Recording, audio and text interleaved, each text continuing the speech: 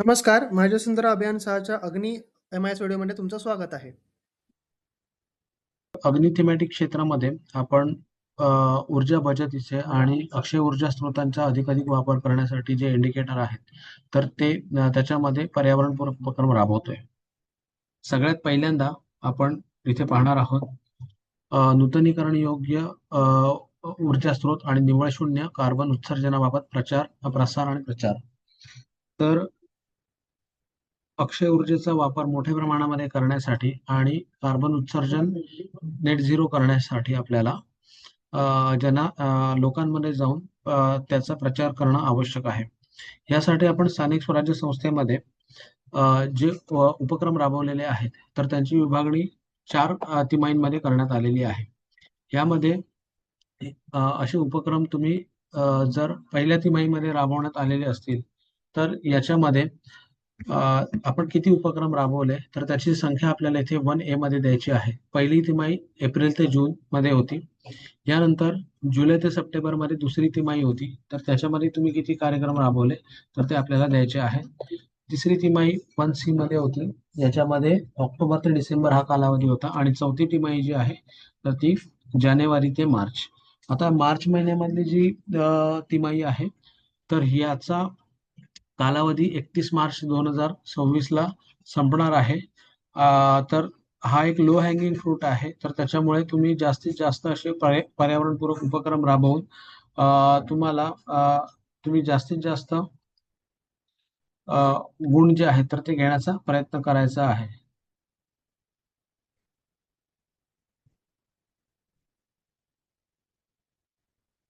हे पर्यावरणपूरक हे ज्यावेळी जनजागृती कार्यक्रम राबवतात तर त्याचा तपशील तुम्हाला एक्सेल शीट फॉर्मॅटमध्ये द्यायचा आहे.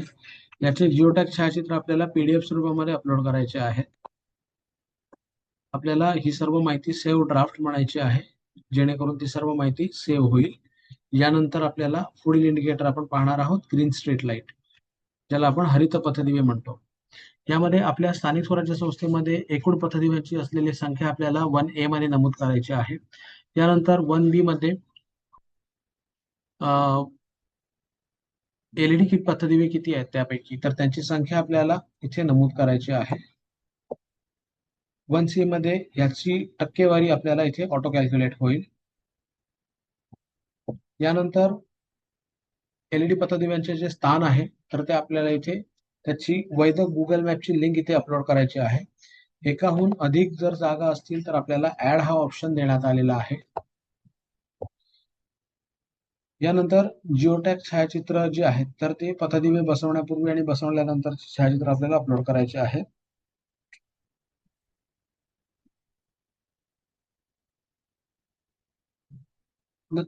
दुसरा जो प्रश्न आहे तर त्याच्यामध्ये स्थानिक स्वराज्य संस्थेमध्ये असलेल्या सौर पथदिव्यांची संख्या आपल्याला इथे द्यायची आहे. यानंतर स्थानिक स्वराज्य संस्थेत असलेल्या सौर पथदिव्यांची टक्केवारी इथे ऑटो कॅल्क्युलेट होईल. नंतर सौर पथदिव्यांचं स्थान आपल्याला इथे जिओटॅग लोकेशन माफ करा, त्याची लिंक जी आहे तर ती द्यायची आहे. एकाहून अधिक जागा असतील तर आपल्याला ऍड हा ऑप्शन करायचा आहे आणि त्याच्यामध्ये लिंक ज्या आहेत तर त्या द्यायच्या आहेत. याची छायाचित्र आपल्याला PDF स्वरूपामध्ये इथे अपलोड करायचे आहे. यानंतर ऊर्जा बचतीचा जो अहवाल आहे तर तो आपल्याला इथे अपलोड करायचा आहे. याच्यामध्ये LED पथदिवे बसवण्यापूर्वी आणि नंतरची छायाचित्र आपल्याला इथे वीज बिलाची छायाचित्र आपल्याला PDF स्वरूपामध्ये अपलोड करायची आहे. यासाठी ऊर्जा बचती दिवे बदलण्यासाठी जो कार्यारंभ आदेश देण्यात आलेला असेल तर त्याचा आपल्याला कॉपी आपल्याला PDF स्वरूपात अपलोड करायची आहे. आर्थिक प्रगतीचा अहवाल याचा रिपोर्ट आपल्याला इथे अपलोड करायचा आहे. हे ड्राफ्ट आपल्याला सेव्ह ड्राफ्ट म्हणायचं आहे.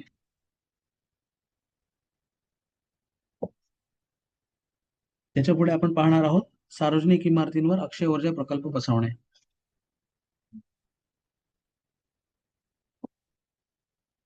या अक्षय ऊर्जा स्रोतांमध्ये आपण सौर ऊर्जेचा तसेच इतर अक्षय ऊर्जा स्रोत म्हणजे पवन ऊर्जा असेल, लघुजल विद्युत प्रकल्प असतील तर त्यांचा समावेश करण्यात येतो.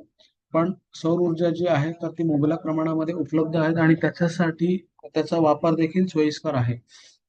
तर यासाठी सगळ्यात पहिल्यांदा सौर ऊर्जेसाठी जर आपण सोलर पॅनल्स बसवण्यात आलेले आहेत, तर ते किती क्षमतेचे सोलर पॅनल सार्वजनिक इमारतींवर बसवण्यात आलेले आहेत, तर त्याची क्षमता आपल्याला इथे 1A मध्ये द्यायची आहे. 1B मध्ये सार्वजनिक सेवा पायाभूत सुविधा इमारती ज्या आहेत, ज्याला आपण ज्याच्यामध्ये पाणी पुरवठा केंद्र असतील किंवा सिवेज वॉटर ट्रीटमेंट प्लांट्स असतील, तर यासारखे जर तुमच्या इमारती असतील तर त्याच्यावर किती बसवण्यात आलेली आहे, तर त्याची क्षमता आपल्याला इथे 1B मध्ये द्यायची आहे. यानंतर माझी वसुंधरा अभियान 6 दरम्यान सार्वजनिक इमारतींमध्ये स्थापित करण्यात आलेल्या सौर ऊर्जा प्रकल्पाचा तपशील आपल्याला इथे एक्सेल शीट फॉर्मॅटमध्ये द्यायचा आहे. 1D मध्ये सौर स्थापनेमुळे झालेला ऊर्जा बचतीचा अहवाल आपल्याला पुढे पीडीएफ स्वरूपामध्ये द्यायचा आहे. कॉपी ऑफ कमिशनिंग सर्टिफिकेट जे आहे तर त्याची प्रत आपल्याला पीडीएफ स्वरूपामध्ये अपलोड करायची आहे. वर्क ऑर्डर आपल्याला इथे पीडीएफ स्वरूपामध्ये अपलोड करायचे आहे. आर्थिक प्रगतीचा अहवाल आपल्याला इथे 1G मध्ये द्यायचा आहे. सौर ऊर्जा प्रकल्प बसवतानाचे जिओटॅग छायाचित्र आपल्याला इथे अपलोड करायचे आहे. यानंतर अपकीप मध्ये आपण 2 नंबरला अपकीपचे प्रश्न विचारलेले आहेत. तर माझी वसुंधरा अभियान 1, माझी वसुंधरा अभियान 2, माझी वसुंधरा अभियान 3 आणि 4 आणि 5 याच्यामध्ये आपण जी सौर प्रकल्पांची स्थापना करण्यात आलेली आहे तर त्यांची माहिती द्यायची आहे. तर सगळ्यात पहिल्यांदा इथे माझी वसुंधरा अभियान 1 मध्ये जी सौर स्थापना करण्यात आलेली आहे तर त्याची क्षमता किलोवॅट मध्ये आपल्याला द्यायची आहे. यानंतर 2AI मध्ये त्याची जे लोकेशन आहे तर त्याची लिंक आपल्याला इथे द्यायची आहे. एकाहून अधिक जर स्थान असतील तर आपल्याला ऍड हा ऑप्शन म्हणायचा आहे. यानंतर वर दिल्याप्रमाणे माझी वसुंधरा अभियान 2, माझी वसुंधरा अभियान 3, माझी वसुंधरा अभियान 4 आणि माझी वसुंधरा अभियान 5 याच्यामध्ये वरील प्रमाणे माहिती भरायची आहे, ज्यामध्ये सगळ्यात पहिल्यांदा एकूण क्षमता आणि त्यांची लोकेशनची लिंक आपल्याला द्यायची आहे. यानंतर हे जे प्रकल्प आपण अपकीप मध्ये सादर केलेले आहेत तर त्यांची जिओटॅग केलेली छायाचित्र आपल्याला पीडीएफ स्वरूपामध्ये अपलोड करायची आहेत. त्यानंतर सोलर वॉटर हीटर, तर सार्वजनिक इमारतींवर बसवण्यात आलेले सोलर वॉटर हीटर जे आहे तर त्यांची क्षमता आपल्याला लिटर प्रतिदिनमध्ये आपल्याला द्यायची आहे. यांचा तपशील आपल्याला एक्सेल शीट फॉर्मॅटमध्ये द्यायचा आहे. सोलर वॉटर हीटरसाठी जर कार्यारंभ आदेश पार केलेले असतील तर त्याची पीडीएफ स्वरूपामध्ये आपल्याला कॉपी द्यायची आहे. यांचा आर्थिक प्रगती अहवाल आपल्याला पीडीएफ स्वरूपामध्ये द्यायचा आहे. सोलर वॉटर हीटरची जिओटॅग केलेली छायाचित्र आपल्याला पीडीएफ स्वरूपामध्ये द्यायची आहे. यानंतर चौथा प्रश्न आहे, स्थानिक स्वराज्य संस्थेमध्ये अक्षय ऊर्जा प्रकल्पांची स्थिती. जर सौर ऊर्जा प्रकल्प वगळून आपल्याकडे अक्षय ऊर्जेचे प्रकल्प असतील, उदाहरणार्थ पवन ऊर्जेचे प्रकल्प असतील, लघु जलविद्युत प्रकल्प असतील किंवा बायोमिथिलेशन प्लांट किंवा मोठे बायोगॅसचे प्रकल्प असतील ज्याच्यातून ऊर्जा निर्मिती करण्यात येत असेल, तर असे जे प्रकल्प आहेत तर ते आपल्याला इथे त्यांची स्थिती आपल्याला द्यायची आहे. इथे तुम्हाला 3 पर्याय देण्यात आलेले आहेत. पहिल्या पर्यायामध्ये हे प्रकल्प कार्यरत स्थितीत असतील आणि कमिशन असतील, यानंतर याच्यासाठी निविदा मागवण्यात आलेल्या असतील किंवा तुमच्याकडे प्रकल्प अस्तित्वात नसतील. तर सगळ्यात पहिला आपण जर ऑप्शन सिलेक्ट केला तर याच्यामध्ये आपल्याकडे जे कार्यरत अक्षय ऊर्जा प्रकल्प आहेत तर त्यांची क्षमता आपल्याला 4A मध्ये द्यायची आहे. यानंतर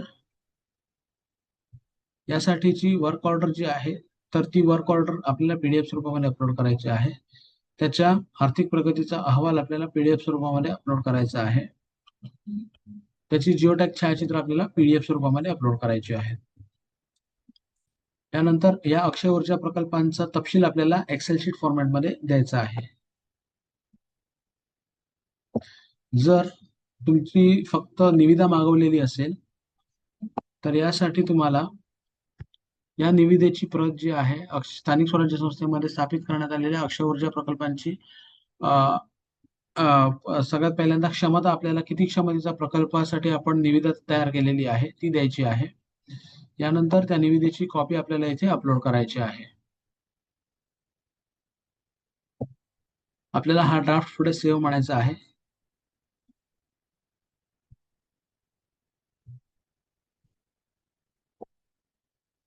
यापुढे आपण पाहणार आहोत जैववायू प्रकल्प, अक्षय ऊर्जेचा स्रोत.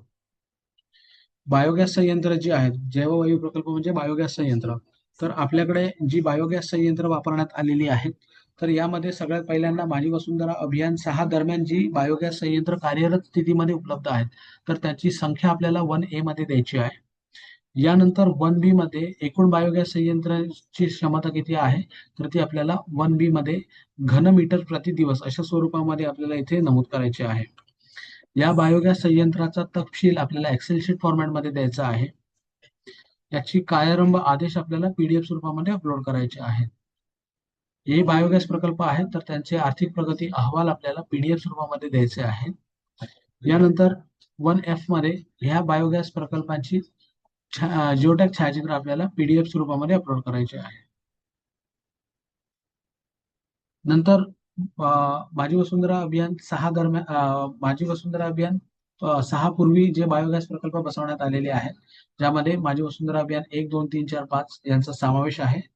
तर त्यामध्ये सगळ्यात पहिल्यांदा माझी वसुंधरा अभियान 1 मध्ये किती क्षमतेचे बायोगॅस प्रकल्प आपण बसवले, तर त्यांची क्षमता आपल्याला इथे द्यायची आहे.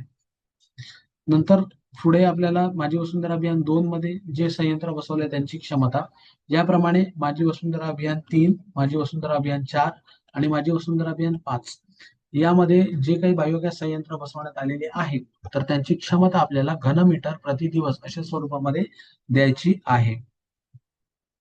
यापुढे